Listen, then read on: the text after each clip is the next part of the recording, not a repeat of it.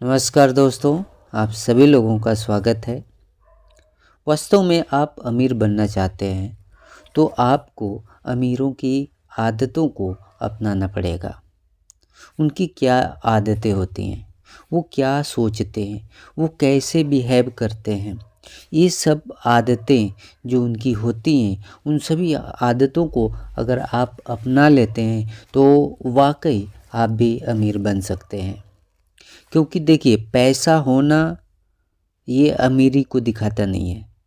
क्योंकि पैसा आज है, कल नहीं रहेगा। ज़रूरी नहीं है कि पैसा हमेशा आपके पास स्थित रहे। वो हमेशा चलता रहता है। वो कभी आपके पास रहेगा, कभी नहीं भी हो सकता है। लेकिन जो अमीरी होती है ना, ये एक अस्थाई पोजीशन होता है। वो पोजीशन अगर आप प्राप्त कर लेते हैं तो हमेशा के लिए वो आपकी हो जाती है। पैसे से हम ना तो अमीरी ना गरीबी का कोई माप कर सकते हैं। हम ये निर्धारित नहीं कर सकते कि किसी के पास पैसा है तो वो अमीर है और किसी के पास पैसा नहीं है तो वो गरीब है। ऐसा कोई आकलन नहीं होता है। पैसा आज है, कल नहीं रहेगा। यदि मान लीजिए कि अगर आपको आप केबीसी खेले और करोड़ों रुपये जीत गए, आपके पास करोड़ रुपये आए, लेकिन आप 1 महीने 2 महीने साल भर के बाद फिर से आप कंगाल हो जाएंगे। क्यों कंगाल हो जाएंगे? क्योंकि आपके पास अमीरों वाली आदतें नहीं हैं। आप अमीरों की तरह सोच नहीं पाते हैं। आपके पास पैसा आ गया तो बस आप जो है खर्च करने में लग जाते हैं। उसको कहाँ खर्च करें, क्या लें, घर लें, कार लें, क्या क्या वगैरह वगैरह, सोना चांदी वगैरह, ये सब लेने में आप जो है परेशान हो जाते हैं और जिसमें आपका क्या होता है कि पैसे खर्च कर देते हैं। तो अमीर लोग यही काम नहीं करते हैं। उनके पास जो पैसा होता है उसका कहीं और उपयोग करते हैं, वो कहीं और लगाते हैं। तो ये सारी बातें हम सीखने वाले हैं इस कंप्लीट ऑडियो बुक में। लेकिन ये वीडियो मैं आपको पहले ही बता चुका हूँ कि हमें कई पार्टों में सीखना होगा। देखिए, अमीरी का या अमीर बनने का कोई शॉर्टकट तरीका नहीं होता है। ये अलादीन के चिराग की तरह नहीं है कि घसा और आप अमीर बन गए। ऐसा कुछ भी नहीं होता है। हाँ, कुछ नियम हैं, कुछ जो फार्मूले हैं। यदि आप उस फार्मूले को अप्लाई करते हो तो डेफिनेटली आप अमीर बन सकते हैं। तो चलते हैं, उसी के बारे में आज हम लोग चर्चा करते हैं। तो आज हम पहला अध्याय इसका शुरू करेंगे, रिच डैड पुअर डैड का। इसमें रिच डैड और पुअर डैड ये रॉबर्ट कियोसाकी के अनुसार क्या है, और इसमें वो आपको गरीब और अमीर होने के कुछ पहलू बताए गए हैं, उनको समझाने का प्रयास किया गया है एक कहानी के माध्यम से। इसी कहानी के माध्यम से आप शायद सीख पाएंगे। तो इसलिए आप इसको बहुत ही ध्यान से सुनिएगा और समझने का प्रयास करिएगा। ये कोई मीन्स a+b का होल स्क्वायर बराबर a² + b² + 2ab का फार्मूला नहीं है। ये है अपनाने का फार्मूला, इसको अमल करने का फार्मूला है, इसकी राहों पे चलने का फार्मूला है। आप उस राह पे चलिए, अभ्यास करिए, तो आप अमीर बन पाएंगे। बात समझ में आ गई होगी। तो शुरू करते हैं। ये रॉबर्ट कियोसाकी कहते हैं कि मेरे 2 डैडी थे, एक अमीर और दूसरे गरीब थे। एक बहुत पढ़े लिखे थे और एक समझदार भी थे। वे पीएचडी थे और उन्होंने अपने 4 साल के अंडर ग्रेजुएट कार्य को 2 साल से भी कम समय में कर लिया था। इसके बाद वे आगे पढ़ने के लिए Stanford university, university of Chicago तथा नॉर्थ वेस्टर्न यूनिवर्सिटी गए और यह सब उन्होंने पूरी जानकारी, या यूं कह लीजिए कि पूरी पढ़ाई जो है स्कॉलरशिप के सहारे ही किया था। मेरे दूसरे डैडी क्या थे, 8वीं तक ही पढ़े थे, 8वीं के आगे वो बढ़े ही नहीं थे। फिर वो कहते हैं कि दोनों ही अपने कैरियर में सफल थे। दोनों ने ज़िंदगी भर कड़ी मेहनत की। दोनों ने ही काफ़ी पैसा कमाया था, परंतु उनमें से एक पूरी ज़िंदगी पैसे के लिए परेशान होता रहा और वहीं दूसरा हवाई के सबसे अमीर व्यक्तियों में से एक बन गया। एक के मरने पर उसके परिवार, चर्च और ज़रूरतमंदों को करोड़ों डॉलर की दौलत मिली, जबकि दूसरा अपने पीछे कर्ज छोड़कर मरा। ये बात ध्यान दीजिएगा दोस्तों, क्या कि रॉबर्ट कियोसाकी बताते हैं कि उनके जो दो पिता थे, जो एक अमीर डैडी और एक गरीब डैडी, तो जब अमीर डैडी मरे तो वो अपने लोगों के लिए करोड़ों की दौलत छोड़ कर गए। वहीं पर जो उसके पुअर डैडी थे वो जब मरे तो कर्ज छोड़ कर गए। हालांकि दोनों ने पैसे ज़्यादा कमाए थे, दोनों के पास पैसे की कमी नहीं थी, दोनों ने अच्छे पैसे कमाए थे, दोनों ही अपने एम में सफल भी हुए थे। आगे बताते हैं कि मेरे दोनों डैडी इरादे के पक्के, चमत्कारी और प्रभावशाली थे। दोनों ने मुझे सलाह दी, परंतु उनकी सलाह एक सी नहीं थी। दोनों ही शिक्षा पर बहुत जोर देते थे, परंतु उनके द्वारा सुझाए गए पढ़ाई के विषय अलग अलग थे। अगर मेरे पास केवल एक डैडी होते तो मैं या तो उनकी सलाह मान लेता या फिर उन्हें ठुकरा देता। चूँकि सलाह देने वाले दो थे, इसलिए मेरे पास दो विरोधाभासी विचार हुआ करते थे। किसी भी एक विचार को सीधे सीधे मान लेना या न मानने के बजाय मैं उनकी सलाहों पर काफ़ी सोचा करता था, उनकी तुलना करता था और फिर खुद के लिए फैसला किया करता था। समस्या यह थी कि अमीर डैडी अभी अमीर नहीं थे और गरीब डैडी अभी गरीब नहीं थे। दोनों ही अपने करियर को शुरू कर रहे थे और दोनों ही दौलत तथा परिवार के लिए मेहनत कर रहे थे, परंतु पैसे के बारे में दोनों के विचार और नज़रिया बिल्कुल अलग था। उदाहरण के तौर पर एक डैडी कहते थे कि पैसे का मोह ही सभी बुराइयों का जड़ है, जबकि दूसरे डैडी कहा करते थे पैसे की कमी ही सभी बुराइयों की जड़ है। जब मैं छोटा था तो मुझे दोनों डैडियों की अलग अलग सलाहों से दिक्कत होती थी। एक अच्छा बच्चा होने के नाते मैं दोनों की बातें सुनना चाहता था। परेशानी यह थी कि दोनों एक सी बातें नहीं करते थे, उनके विचारों में ज़मीन आसमान का फ़र्क था, खासकर पैसे के मामले में।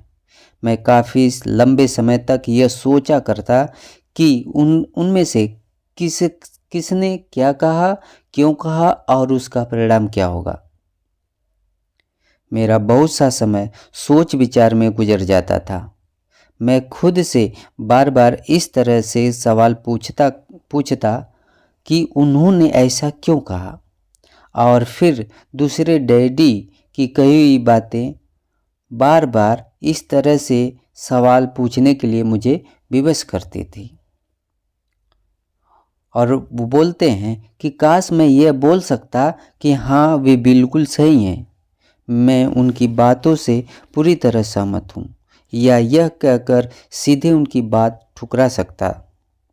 बुढ़े को यह नहीं पता कि वह क्या कह रहा है। चूँकि दोनों ही मुझे प्यारे थे, इसलिए मुझे खुद के लिए सोचने पर मजबूर होना पड़ता था। इस तरह सोचना मेरी आदत बन गई, जो आगे चलकर मेरे लिए बहुत फ़ायदेमंद साबित हुई। अगर मैं इस तरह से ही सोच पाता तो यह मेरे लिए इतना फ़ायदेमंद नहीं होता। आगे वो बताते हैं कि जो धन दौलत का विषय स्कूल में नहीं पढ़ाया जाता, बल्कि इसे घर पर पढ़ाया जाता है। शायद इसीलिए अमीर लोग और ज़्यादा अमीर होते जाते हैं, जबकि गरीब लोग और ज़्यादा गरीब होते जाते हैं। तो दोस्तों, एक बात आपको यहाँ भी नोट करने वाली बात है कि जो धन और दौलत की जो पढ़ाई होती है ना, वो स्कूलों में नहीं पढ़ाया जाता है, उसे घर में पढ़ाया जाता है। इसीलिए हो सकता है, मे बी पॉसिबल है कि अमीर लोग और अमीर होते चले जाते हैं और गरीब लोग और गरीब होते जाते हैं, क्योंकि उनको धन संबंधी जो आपका धन प्रबंधन जो ज्ञान है वो गरीब लोगों के पास नहीं है कि धन का प्रबंधन हम कैसे कर सकते हैं। तो आगे चलते हैं। आगे वो बताते हैं कि जबकि गरीब होते जाते हैं लोग और मध्यम वर्ग कर्ज में डूबा रहता है। हमें से ज़्यादातर लोग पैसे के बारे में अपने माता पिता से सीखते हैं। कोई गरीब पिता अपने बच्चे को पैसे के बारे में क्या सिखा सकता है? वह सिर्फ इतना ही कह सकता है, स्कूल जाओ और मेहनत से पढ़ो। हो सकता है वह बच्चा अच्छे नंबरों से कॉलेज की पढ़ाई पूरी कर लेता है, फिर भी पैसे के मामले में उसकी मानसिकता और उसका सोच या उसके सोचने का जो ढंग है गरीब आदमी जैसा ही बना रहेगा। यह सब उसने तब सीखा जब वह छोटा सा बच्चा था। ये रॉबर्ट कियोसाकी अपने बारे में बताते हैं।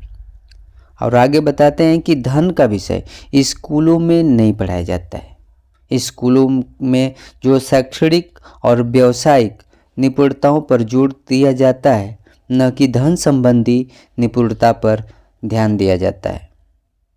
इससे यह साफ हो जाता है कि जिन स्मार्ट बैंकर्स, डॉक्टर्स और अकाउंटेंट्स के स्कूल में अच्छे नंबर आते हैं, वो जिंदगी भर पैसे के लिए संघर्ष क्यों करते हैं? हमारे देश पर जो भारी कर्ज लदा हुआ है वह काफ़ी हद तक उन उच्च शिक्षित राजनेताओं तथा सरकारी अधिकारियों के कारण है जो आर्थिक नीतियां बनाते हैं। और मज़े की बात यह है कि वे धन के बारे में बहुत कम जानते हैं। मैं अक्सर नई सदी में आने वाली समस्याओं के बारे में सोचता हूँ।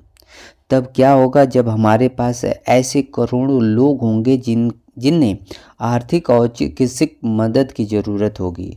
धन संबंधी मदद के लिए या तो वे अपने परिवार पर या फिर सरकार पर निर्भर होंगे।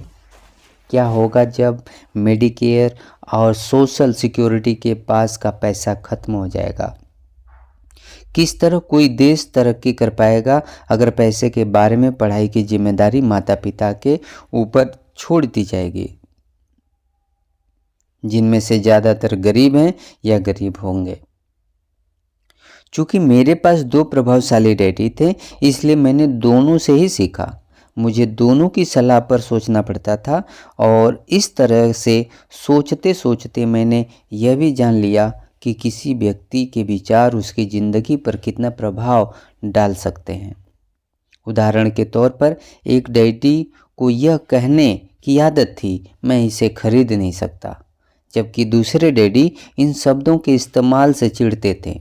वो जोर देकर कहा करते थे कि मुझे इसके बजाय यह कहना चाहिए कि मैं इसे कैसे खरीद सकता हूँ।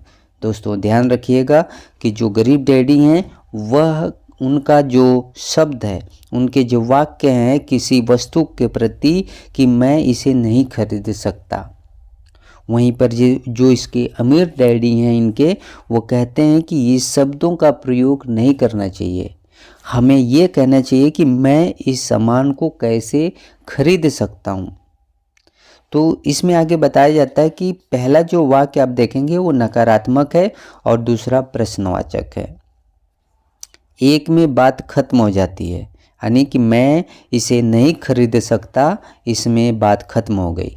अब आपका दिमाग को कुछ सोचना नहीं है, बिल्कुल न्यूट्रल हो गया है, ठीक है ना। और दूसरे में आप सोचने के लिए मजबूर हो जाते हैं कि भाई मुझे इसे खरीदनी है, तो आप सोचने के लिए मजबूर हो जाते हैं कि अब कैसे खरीदूंगा, पैसे कहाँ से लाऊंगा, कैसी व्यवस्था करूंगा, तो आप सोचने के लिए मजबूर हो जाते हैं उसमें।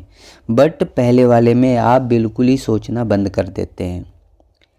फिर आगे बताते हैं वो कि मेरे जल्द ही अमीर बनने वाले डैडी ने मुझे समझाया कि जब हम कहते हैं कि मैंने इसे नहीं खरीद सकता, तो हमारा दिमाग काम करना बंद कर देता है। इसके बजाय जब हम यह सवाल पूछते हैं कि मैं इसे कैसे खरीद सकता हूँ, तो हमारा दिमाग काम करने लगता है। उनका यह मतलब नहीं था कि आपका जिस चीज़ पर दिल आ जाए उसे खरीद ही लीजिए। वे लगभग दीवानगी की हद तक अपने दिमाग को कसरत करवाना चाहते थे, क्योंकि उनके ख्याल से दिमाग दुनिया का सबसे ताकतवर कंप्यूटर है और मेरा दिमाग हर रोज़ तेज होता जाता है क्योंकि मैं इसकी कसरत करता रहता हूँ और यह जितना तेज होता जाता है मैं इसकी मदद से उतना ही ज़्यादा पैसे कमा सकता हूँ। उनका मानना था कि मैं इसे नहीं खरीद सकता, यह कहना दिमागी आलस की पहचान है। हालांकि दोनों ही डैडी अपने काम में कड़ी मेहनत करते थे, परंतु मैंने देखा कि पैसे के मामले में एक डैडी की आदत यह थी कि वे अपने दिमाग को सुला देते थे और दूसरे डैडी अपने दिमाग को लगातार कसरत करवाते रहते थे।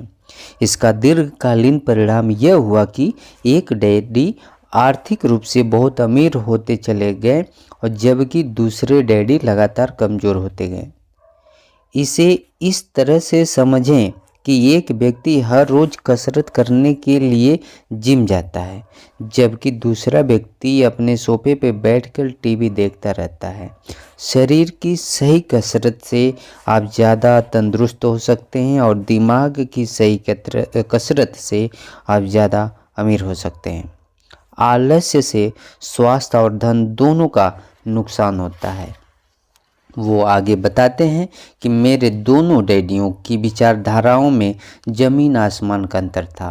एक डैडी की सोच थी कि अमीरों को ज़्यादा टैक्स देना चाहिए ताकि बेचारे गरीबों को ज़्यादा फ़ायदा मिल सके, जबकि दूसरे डैडी कहते थे टैक्स उन लोगों को सज़ा देता है जो उत्पादन करते हैं और उन लोगों को इनाम देता है जो उत्पादन नहीं करते हैं।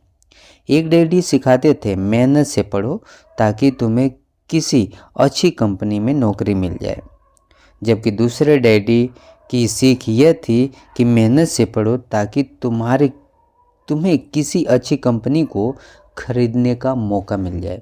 ध्यान दीजिएगा दोस्तों, यहाँ पर भी आपको एक बात ध्यान रखनी कि उनके एक डैडी का यह सोच, देखिए दोनों ही शिक्षा के प्रति जागरूक हैं, दोनों लोग शिक्षा पर जोर दे रहे हैं।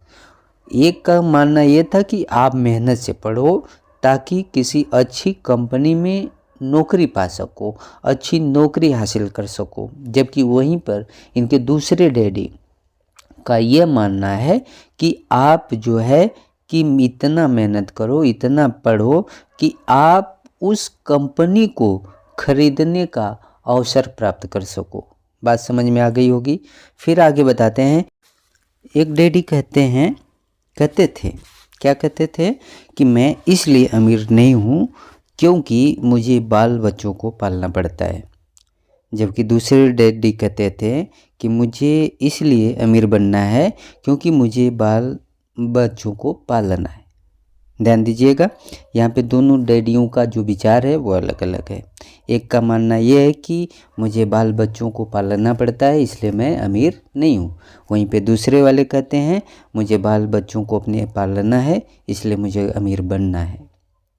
एक डैडी डिनर के टेबल पर पैसे और बिजनेस के बारे में बात हमेशा करते थे, जबकि दूसरे डैडी भोजन करते समय पैसों की बात करने से मना करते थे। एक का कहना था जहाँ पैसे का सवाल हो सुरक्षित कदम उठाओ, खतरा मत उठाओ। दूसरे का कहना था खतरा का सामना करना सीखो। एक का मानना था हमारा घर ही हमारा सबसे बड़ा निवेश है और हमारी सबसे बड़ी संपत्ति है। दूसरे का मानना था कि मेरा घर मेरा दायित्व है, मेरा निवेश नहीं है। और अगर आपका घर आपकी नज़र में आपका सबसे बड़ा निवेश है तो आप गलत हैं।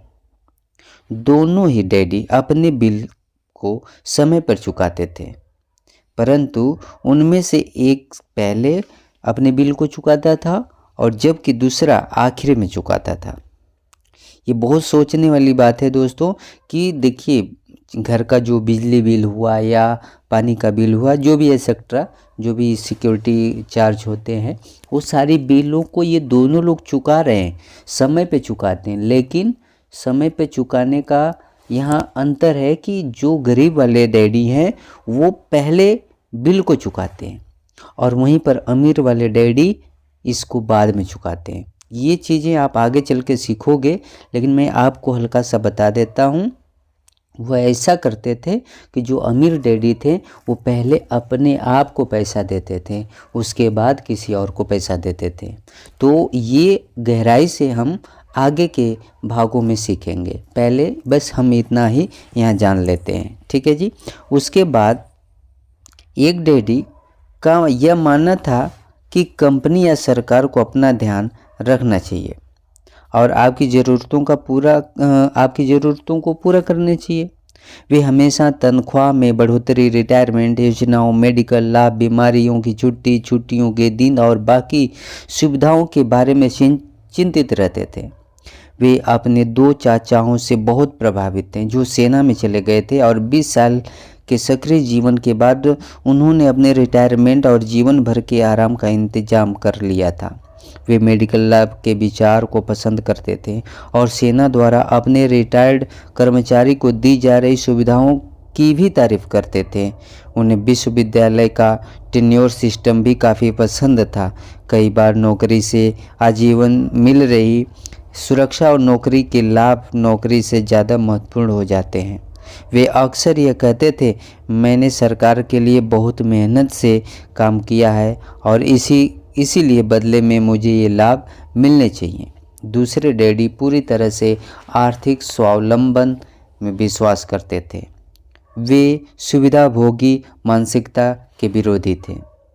वे यह मानते थे कि इस तरह की मानसिकता लोगों को कमज़ोर और आर्थिक रूप से ज़रूरतमंद बनाती है। उनका दृढ़ विश्वास था कि आदमी को आर्थिक रूप से सक्षम होना चाहिए। एक डैडी कुछ डॉलर बचाने के लिए परेशान रहते थे और दूसरे डैडी एक के बाद एक निवेश करते रहते थे। ये भी आप पॉइंट याद रखिएगा। अमीर बनना है आपको तो आप निवेश करना सीखिए। अपने पैसों को बचाना नहीं है, आप अपने पैसों को निवेश करना सीखिए। मैं बीच बीच में आप लोगों को एक एक पॉइंट नोट करवा रहा हूँ, इन पॉइंटों को आप नोट कर लीजिएगा। यही गुण होते हैं अमीरों के। ये अमीर लोग अपने पैसे को बटोर कर रखते नहीं हैं, बल्कि ये निवेश कर देते हैं। और निवेश कहाँ किया जाता है, कैसे किया जाता है, इसकी चर्चा हम लोग आगे देखेंगे। बात समझ में आ गया होगा। अब आगे कहते हैं ये, एक डैडी ने मुझे बताया कि अच्छी नौकरी तलाशने के लिए अच्छा सा बायोडाटा कैसे लिखा जाए, जबकि दूसरे मुझे ये सिखाया करते थे कि आप कैसे मजबूत व्यावसायिक और वित्तीय योजना लिखें जिसमें आप नौकरी दे सकें। 2 प्रभावशाली डैडियों के साथ रहने के कारण मुझे यह विश्लेषण करने का मौका मिला कि उनके विचारों का उनके जीवन पर कितना प्रभाव रहा। मैंने पाया कि दरअसल लोग अपने विचारों से ही अपने जीवन को दिशा देते हैं। ये बहुत ही इम्पोर्टेंट लाइन है दोस्तों, कि आपका जो विचार होगा उसी विचार के अकॉर्डिंग आपके जीवन को एक दिशा मिलेगी। तो अपने विचारों को बदलिए। अब आपको अमीर बनना है तो अमीरों की आदत डालिए। अब उसके बाद बताते हैं कि जैसे उदाहरण देकर मैं बताऊं आपको कि मेरे गरीब डैडी हमेशा कहा करते थे कि मैं कभी अमीर नहीं बन पाऊंगा, और उनकी यह भविष्यवाणी सही साबित हुई। दूसरी तरफ मेरे अमीर डैडी हमेशा खुद को अमीर समझते थे। वे इस तरह की बातें करते थे कि मैं अमीर हूं और अमीर लोग ऐसा नहीं करते हैं। एक बड़े आर्थिक झटके के बाद जब वे उनका दिवालियापन की कगार पे आ गए थे, तभी उन्होंने खुद को अमीर आदमी ही कहा, क्योंकि वे अपने समर्थन में यह कहते थे कि गरीब होना और पैसा न होने में फ़र्क होता है। पैसा पास में हो या न हो ये अस्थायी होता है, जबकि गरीबी अस्थायी होता है। ध्यान रखिएगा, पैसा आपके पास है या नहीं है ये निर्धारित नहीं करता है कि आप गरीब हैं, लेकिन गरीब एक अस्थायी स्थिति होती है जिसमें आप जो है कि अपने मन की चीज़ों को मतलब आप खरीद नहीं पाते हैं, या फिर एक अमीरों वाली जो लाइफ है जी नहीं सकते हैं। उसके बाद वो बताते हैं कि मेरे गरीब डैडी ये भी कहते थे मेरी पैसे में कोई रुचि नहीं है या पैसा महत्वपूर्ण नहीं है मेरे लिए। मेरे अमीर डैडी हमेशा कहते थे पैसे में बहुत ताकत है।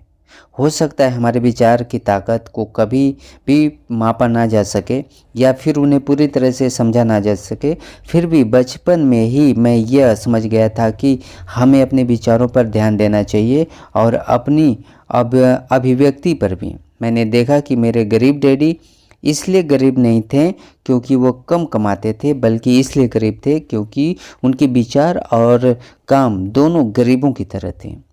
दोनों डैडी होने के नाते मुझे बचपन से ही इसके बारे में बहुत जो कि सावधान हो चला था मैं इनकी बातों को सुन कर। और उसके बाद मैं एक नए विचार पर, एक नई जगह पे पहुंच सकता था। उसके लिए मैंने अपने दिमाग को उस योग्य बनाया। हालांकि दोनों ही, वो बताते हैं कि दोनों ही शिक्षा और ज्ञान को बहुत महत्वपूर्ण मानते थे, परंतु क्या सीखा जाए इस बारे में दोनों की राय अलग अलग थी। एक चाहते थे कि मैं पढ़ाई में कड़ी मेहनत करूं, डिग्री लूं और पैसे कमाने के लिए अच्छी सी नौकरी ढूंढ लूं। वे चाहते थे कि मैं पेशेवर अधिकारी, वकील या अकाउंटेंट बन जाऊं या MBA कर लूं। दूसरे डैडी मुझे प्रोत्साहित करते थे कि मैं अमीर बनने का रहस्य सीख लूं, यह समझ लूं कि पैसा किस तरह काम करता है और यह जान लूं कि इससे अपने लिए कैसे काम लिया जाए। मैं पैसे के लिए काम नहीं करता हूं, ये शब्दों का वे बार बार प्रयोग करते थे। पैसा मेरे लिए काम करता है, ये मेरे अमीर डैडी इस चीज़ को बार बार बोला करते थे। 9 वर्ष की उम्र में ही मैंने ये फैसला किया कि पैसे के बारे में मैं अपने अमीर डैडी की बात सुनूंगा और उनसे सीखूंगा। यह फैसला करने का मतलब था कि अपने गरीब डैडी की बातों पर ध्यान न देना। हालांकि उनके पास कॉलेज की बहुत सी डिग्रियां थी जो मेरे अमीर डैडी के पास नहीं थी। तो दोस्तों, उम्मीद करूंगा कि आज इस ऑडियो बुक के इस अध्याय से आपने कुछ बातें ज़रूर सीखी होगी।